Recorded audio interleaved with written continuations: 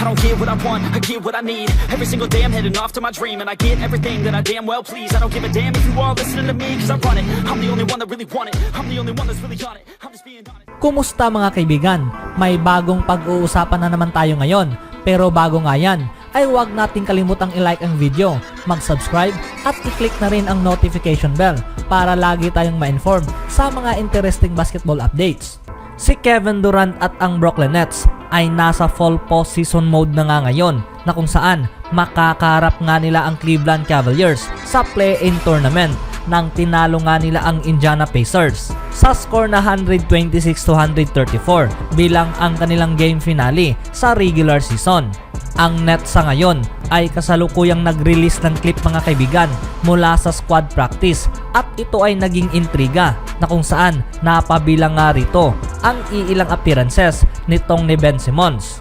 Ito ang aforementioned clip mga kaibigan na siyang hindi na naging sorpresa na magiging viral ito.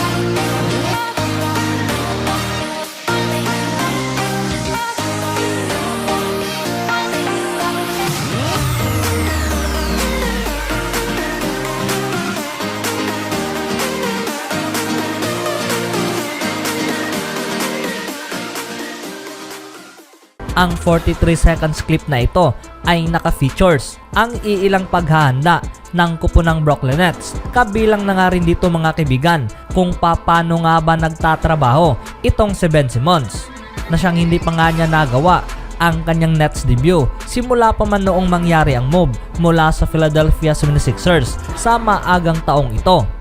Hindi man tanaw na itong si Ben Simmons ay naging parte sa squad sa 5-on-5 session.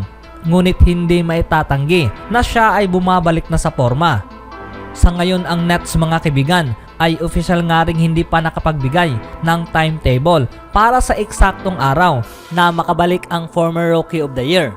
Gayunpaman, ayon sa mga source, hindi na nga raw isang sorpresa na itong si Ben Simmons mga kaibigan ay makakapaglaro na sa first round sa NBA playoff.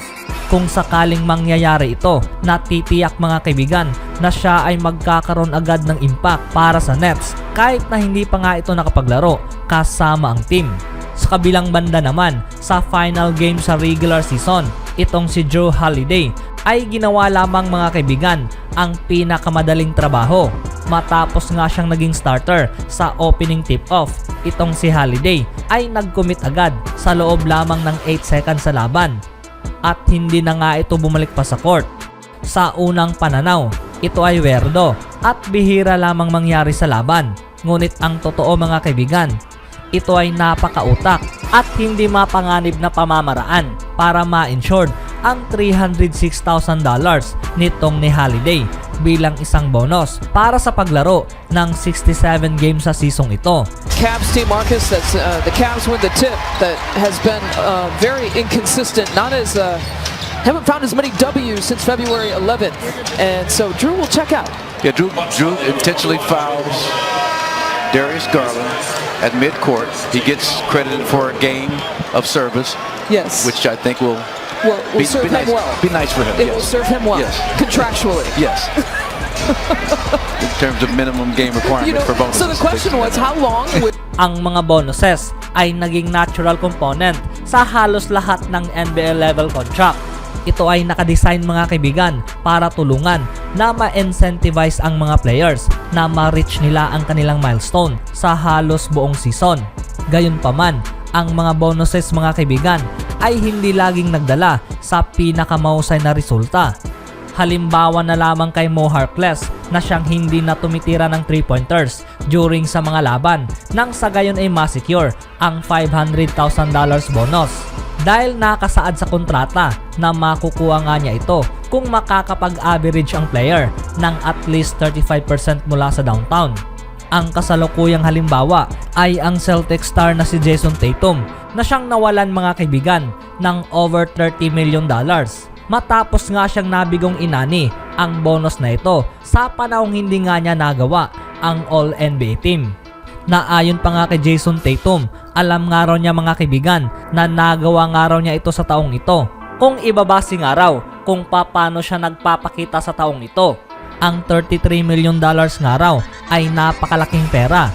At halatang halata nga raw na kahit sinumang player ay mabigong makuha ito, tiyak nga raw na pareho rin ang kanilang mararamdaman. Para kay Jason Tatum, hindi nga raw siya necessary mga kaibigan na nanghihinayang patungkol sa nawalang pera dahil nanghihinayang lamang ito na nagawa nga niya ang sapat para mapabilang sa All-NBA team kung titignan nga raw kung paano siya naglaro sa season ito. Gayunpaman, para kay Holiday, nakuha nga niya ang advantage na ito at hindi nakaduda-duda na tanaw mga kaibigan na siya ay mag-e-enjoy sa kanyang $100,000 bonus.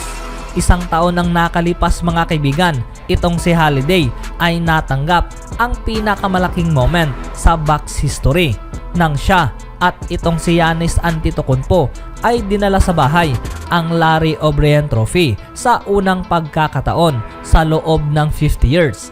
Sa kabilang banda naman mga kaibigan, it's a playoff big season matapos nga niyang mamiss ang halos 2021 to 22 season dahil sa isang injury. Itong si Victor Oladipo ay bumalik kasama ang Miami Heat. Bagaman nagkaroon nga ito ng iilang struggles mga kaibigan kasama ang team nitong mga nakaraan nilang laban. Ngunit ang player na ito ay tanaw na naging mas mahusay sa bawat labang lumipas. Habang ang kanilang regular season ay nagtapos na nga, ang team mga kaibigan ay nakapagdesisyong paglaruin itong si Oladipo ng more playing time mula sa kanilang huling laban. At ang player na ito ay nakapag-delivered laban sa lowly Orlando Magic na kung saan itong si Victor Oladipo ay nakapagtapos malapit sa triple-double performance na mayroong 40 points sa kanyang 13 out of 22 shooting.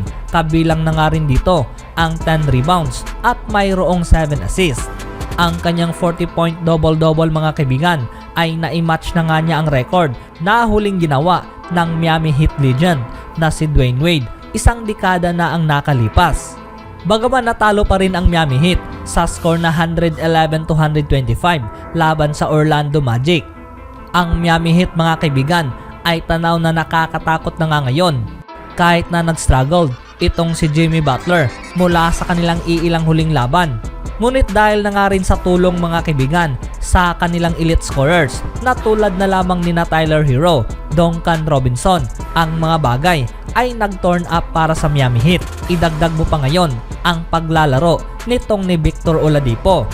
At hindi na rin kailangang i-mention mga kaibigan ang mahusay na ipinakita nitong ni Kyle Lowry na siyang pinangunahan ang team at ang versatility nitong ni Bam Adebayo na siyang naka-full display.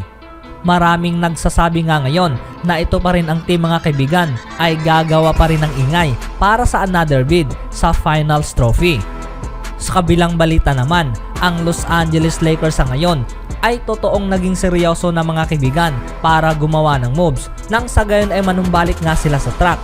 Itong si Steve Bulpett ng Heavy.com na inoted nga niya sa araw na ito mga kaibigan na ang Michigan head coach na si Juwan Howard ay ang lumutang nga ngayon mga kaibigan bilang possible replacement para kay Frank Vogel sa head coach position ng Los Angeles Lakers.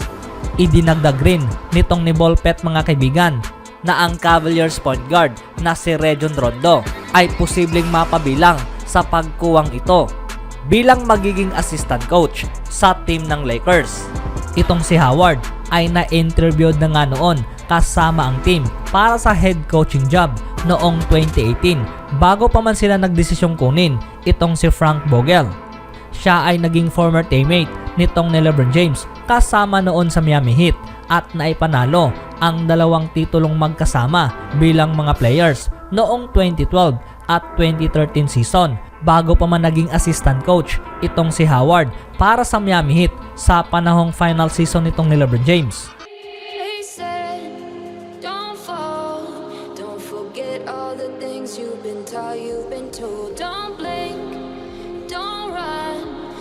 Turn left or turn right or look straight